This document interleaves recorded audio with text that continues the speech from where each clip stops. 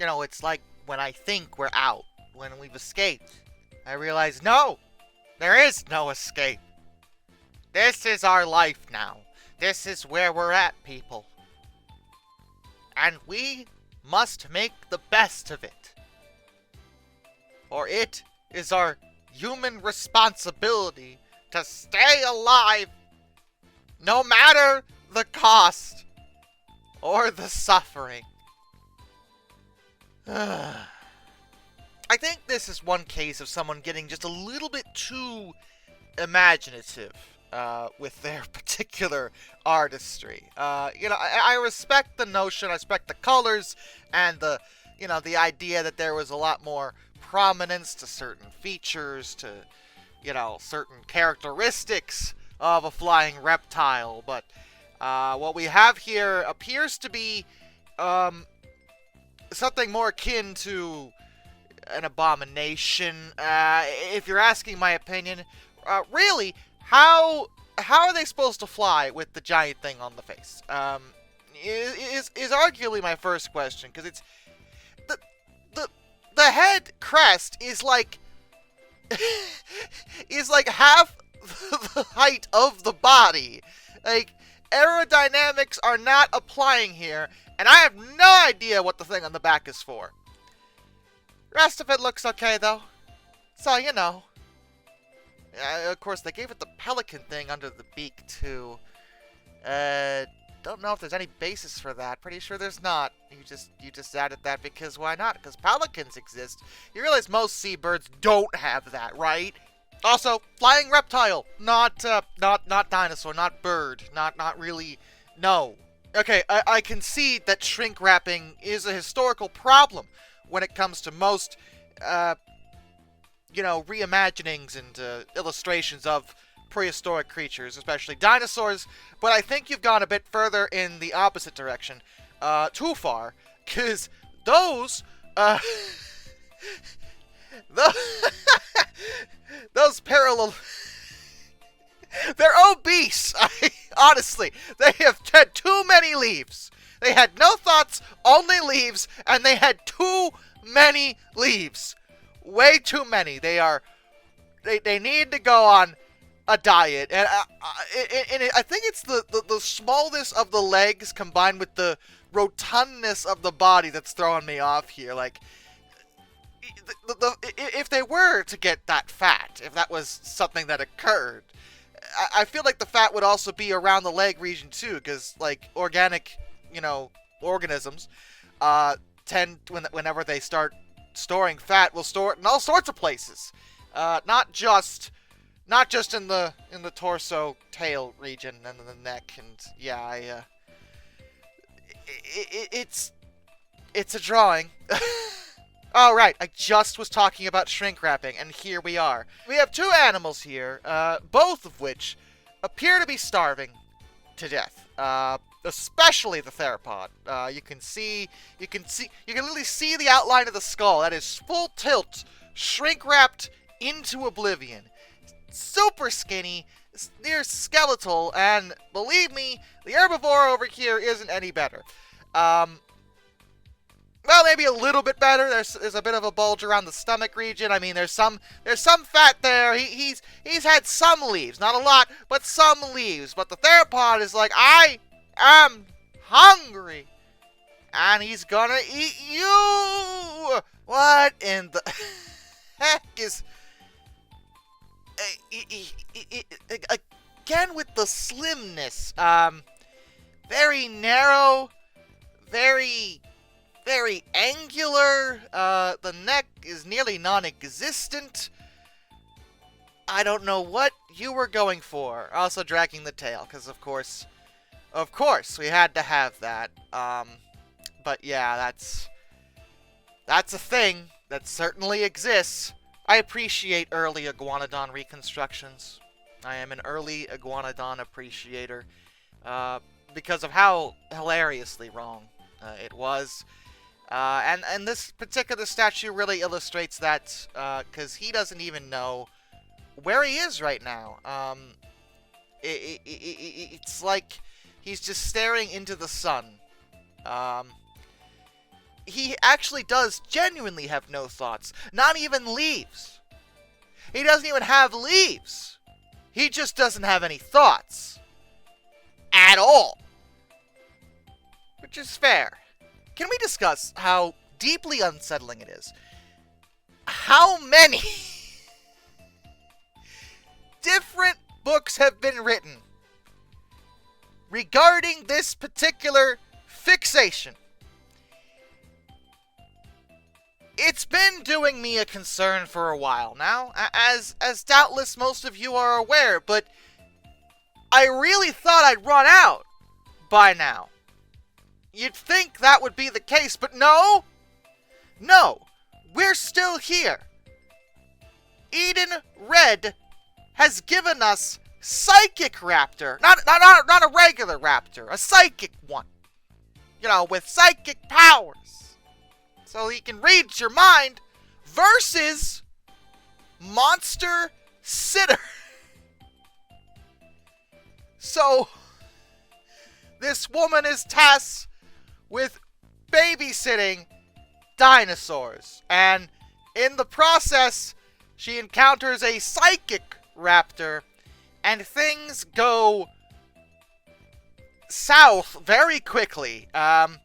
Also, if your babysitter ever shows up wearing any of what she is, you should seriously question your decisions in terms of where you got her. I think you hired the wrong kind of babysitter. I think this is not the... You called the wrong number. And no one realized it until it was too late. And here we are. Okay, I understand the quality of this one's pretty bad, but this is the only image I was able to find of this particular cover. But we can read it. Taken by aliens and offered to the T-Rex. Okay, so based on that title alone, it is abundantly clear that this woman is having quite a day. That's a lot to deal with in the same day, in the same 24-hour period. I guess it's a good thing she wore her good underwear for this trip. Or maybe it's a very bad thing, depending on how you look at it.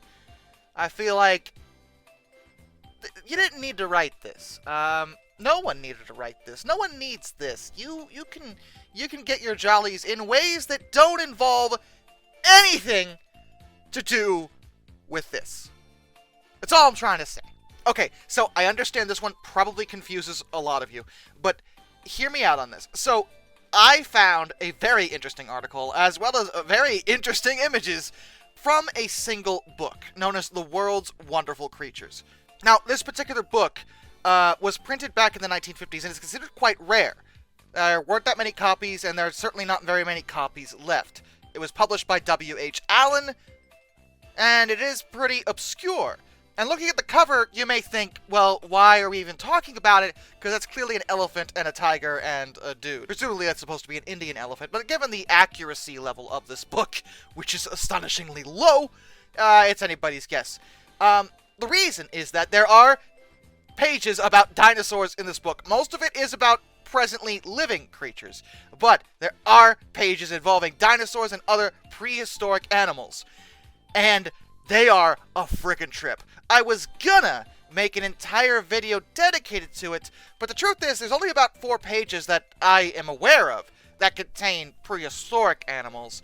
And I didn't want to go over the whole thing because the rest of it is just kind of basic animal knowledge, and not all of it's wrong.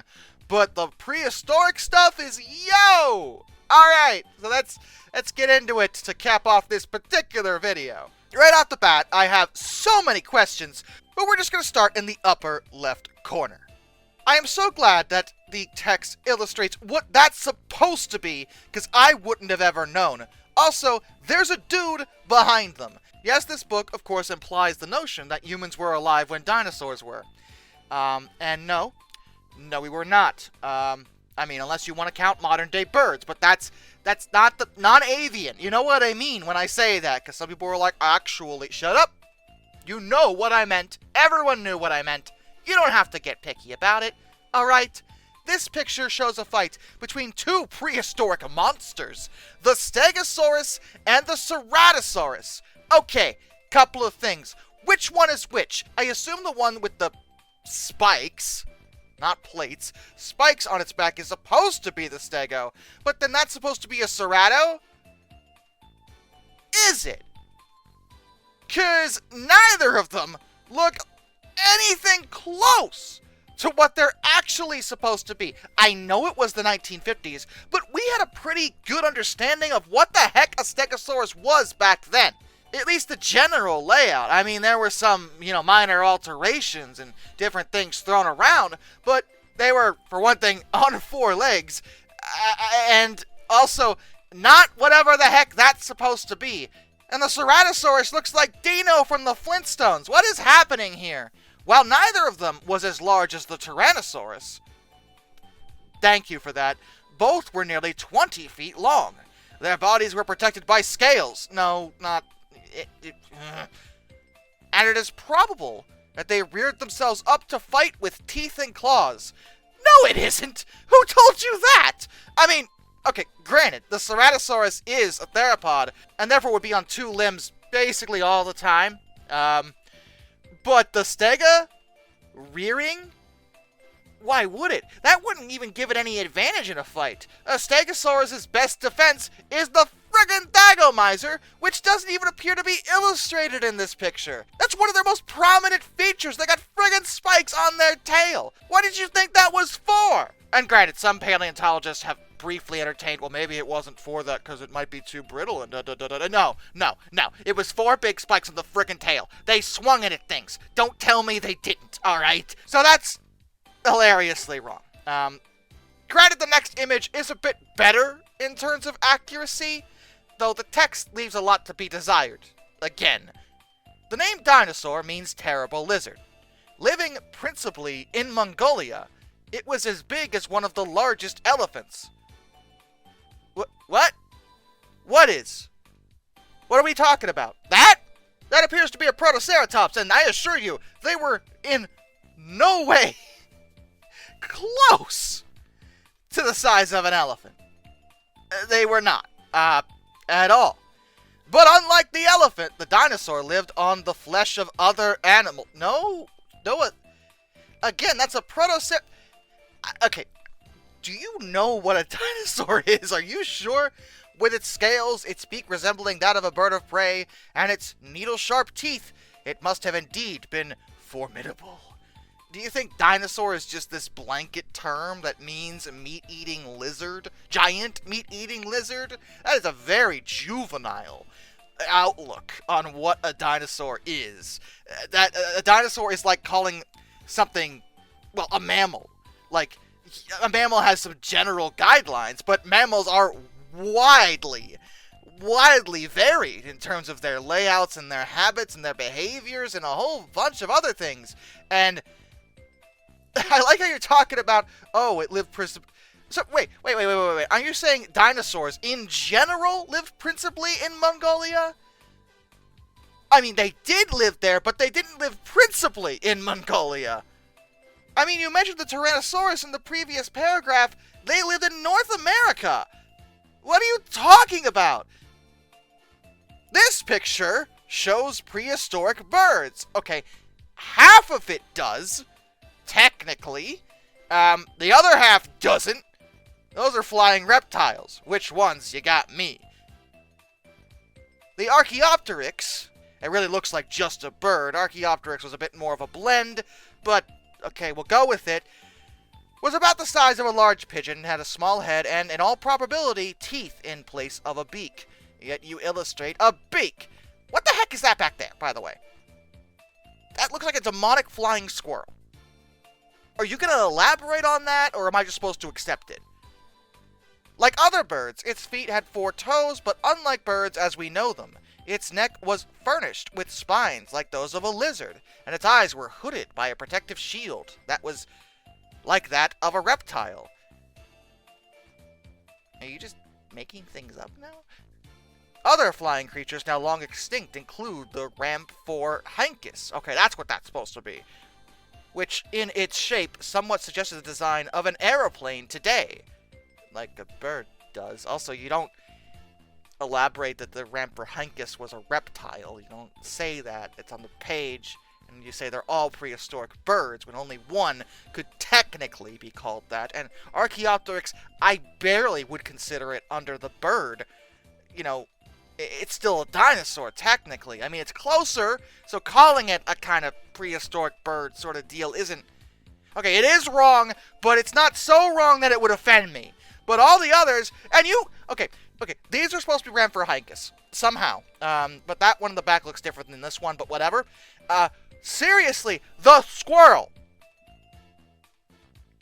Are we gonna talk about the green, demonic flying squirrel?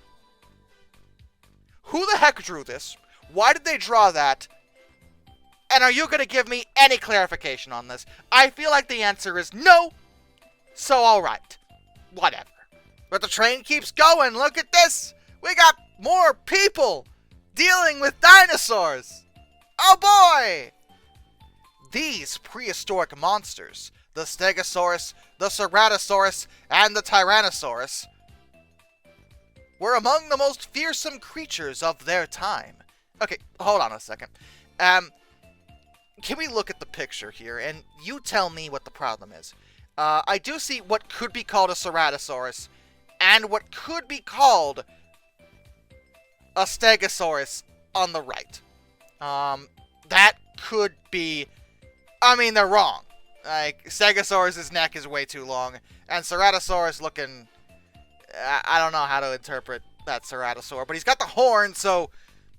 Okay, I see what you're trying to do here, but that's not either of those, nor is that a T-Rex. That's a Ceratopsian. That's not a... The Tyrannosaurus, for instance, was some 15 feet long and 20 feet high. An almost complete skeleton has been found, and from that and some fossilized remains, we have a very clear idea of what the creature must have looked like. Oh boy, howdy, no you did not in 1950. Huge as were these giant lizards, however, there were other animals in prehistoric days which were even larger. The Diplodocus, for instance, was about 75 feet long, except Diplodocus didn't live alongside the sea. Am I asking for them to understand the difference between Cretaceous and Jurassic? I don't know why I would even bring that up at this point, because we are... Are you going to establish the people in the pictures? Because you haven't gone into detail about that at any time. But it has been proved from the teeth found in their skeletons that they lived on grass and not on flesh. Well, not grass, exactly, plants, but okay, I see what you're trying to say. They were therefore not dangerous to other animals. Yeah, until their tail takes your friggin' arm off. As were the three shown here. The three shown here? Seriously, you don't explain the Ceratopsian. What's... Listen! I'm just gonna move on, okay? It's fine. It's fine. Everything's great. This is the Dimetrodon.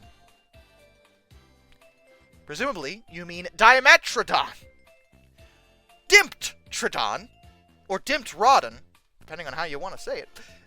A lizard 6.5 feet long, with a very large head and hardly any neck. A lizard, huh? You mean a synapsid? Okay. I mean, I guess you could call it a lizard, but that's not really clearly illustrating what they were. Its body was covered with scales, like those of the crocodile, so that the stone weapons of the men who fought against it could do it little harm. Okay, so you are gonna address the people in the pictures. I promise you, there were no human beings back when Dimetrodon lived. That wasn't a thing. We're talking way long ago. Really long ago. Before dinosaurs long ago. That's not a... No. That didn't happen. Here is the Mammoth. Probably could be fluffier. But admittedly, that is likely the best one so far, not gonna lie. A terrifying creature, rather like an Indian elephant. Actually, he somehow stumbled into being right. That is the closest living relative to the mammoths. African elephant's not as close as Indian is, but considerably larger, with a rougher and more hairy hide. Fossils of it have been found in southern Europe, North America, and Siberia. Well, admittedly, this particular one, if you isolate this corner of the situation we got going on here, his take on mammoths and what they are and where they lived, and the fact there's a person in this picture, not really offending anyone, not even really being wrong. Everything he said was fairly true, and there were human beings alive when mammoths were. So, okay. The only thing I could say against it is the tropical environment that seems to surround this particular mammoth individual. That is likely not where they would have dwelled at all. They would not have been very happy in any way in a tropical environment, but outside of that, hey, definitely did better there than with the dinosaurs. Did you think I was finished? Because I wasn't. I told you, this book keeps going. Thousands of years ago. Thousands? Thousands. No? Millions is the word you're looking for. The fiercer creatures of the sea invaded the land. Yeah, that was millions. That was a long time ago. Probably they came first into swamps, which were half sea and half land. And then when food became scarce for them, they ventured onto dry land among the forests. They have become known as amphibians, which means living on both sides. That is to say, on dry land and in the water. Among them was Dinzenthis, or terrible fish, which was some 23 feet long, and had a hard shell to cover its head, and the top of its back, although the rest of its body was unprotected. You think that's an amphibian? Also, some of you may be wondering, what the heck is Dinzenthis? Well, it's not a thing. At all. What everyone thinks they're trying to refer to is Dinichthys, which is the Lake Devonian. A fish from the Lake Devonian. Mind you, fish from the Lake Devonian. Not an amphibian. Pure aquatic. Fish. Okay? So, that's wrong. Also, are we going to talk about the other animal in the picture? The heck is that? I don't know what it's supposed to be. It just looks like a generic dragon or something. Like, it could be friggin' anything. Some kind of reptile, I guess, but, I mean, it's hard to say when it comes to this book. There's a fish in the background, too. Just a regular fish. Not bothering anybody. Least offensive thing so far. One final page of suffering. And it's a great one. Just top tier. I'm sure you can already tell. The Parlosaurus.